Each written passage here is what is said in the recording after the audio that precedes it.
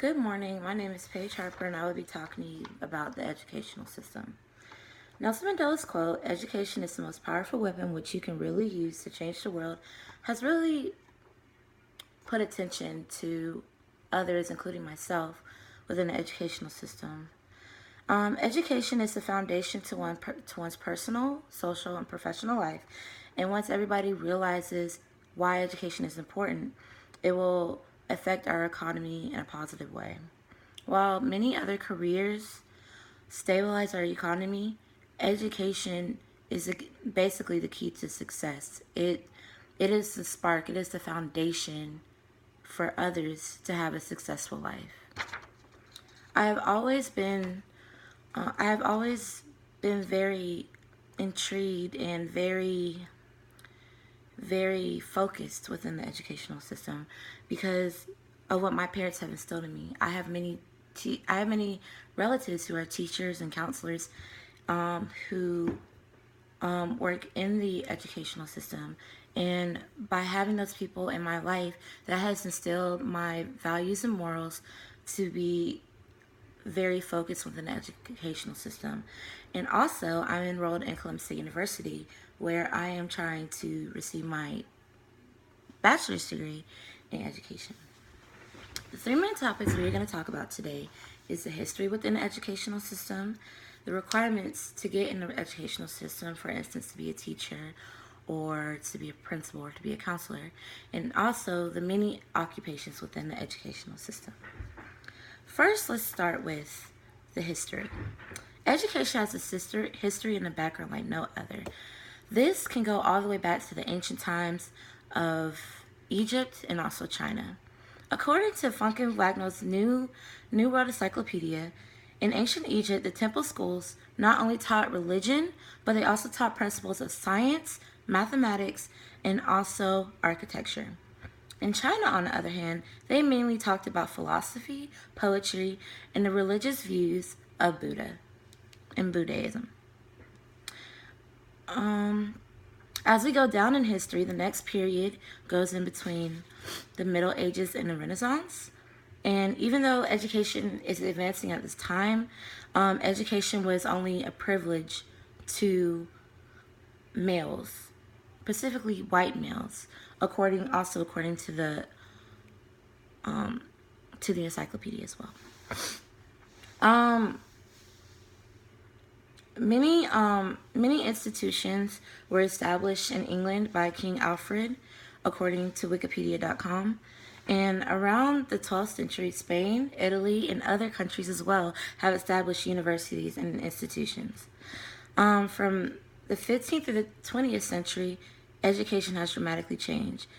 At this time and period, education has spread, as you say, to many different portions of the world, especially the Western and Eastern Hemisphere.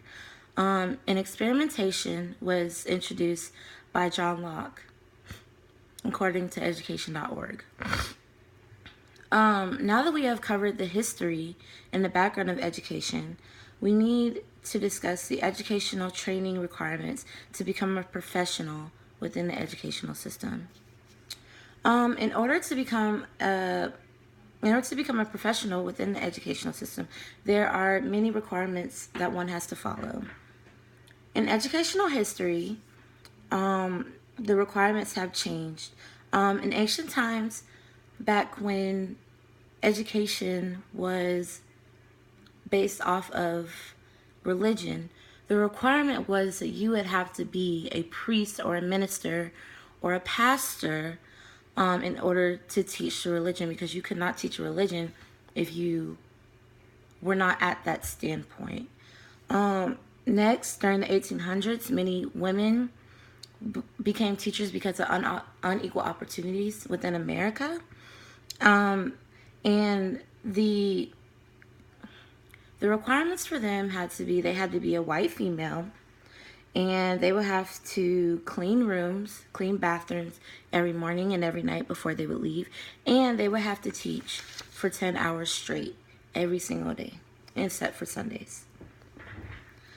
Okay, now we need to talk about Now we need to talk about how the requirements for to become a teacher now. Of course, you have to pass elementary, middle, and high school, and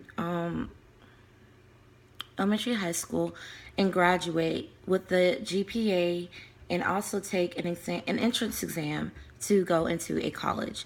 Once you go into a college, you need to maintain the college's GPA, and also depending on the GPA for the Department of Education, you have to maintain both of those GPAs.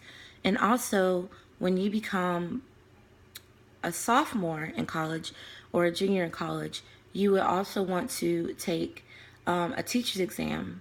For instance, I'm a sophomore now, so I would have to take the JACE exam this upcoming semester. And the JACE exam, it stands for the Georgia Assessment for the Certification for the Teachers. And this exam is very similar to the SAT or ACT, and it shows you where you stand as a teacher. So you would have to study very hard in order to pass the exam. Even though there are requirements to become a teacher, there are other professions in the occupation of education. One choice that someone who is trying to become a teacher has is that they can, of course, teach, but it doesn't have to be generalized teaching. You can have a specialty on what you want to teach, such as math, science, English, or history. Of course, math teachers are going to have a very different track than an English teacher would. So, of course, depending on what specialty you go to, you have to take those classes. Also, people can go into the psychology aspect of education, and they can go into counseling. So a school counselor would basically help students who are having problems, help them with scholarships that they want to have and everything. And the next type of profession is you can go into the administrative side, and this includes becoming a principal, becoming a treasurer, becoming a secretary within the front office. And lastly, you can become in charge of the county as being a superintendent. And the superintendent views everybody within the educational system in that county or even at a national level. So you can also work at the U.S. Department of Education as well. Okay, so the main points that we reviewed today was the history of the educational system, the basic requirements to become part of the educational system within the United States. And also, we learned and talked about different careers of the educational system. Stabilizing our economy can be established by many occupations within our society, but it has to be involved with some type of education. In conclusion, we must remember that education is very important to us. Our society needs to know that education is nothing to play with and must be taken seriously in order for our economy to grow. Knowing and understanding the history, background, and requirements and occupational options will allow you to take education seriously. Thank you. Have a great day.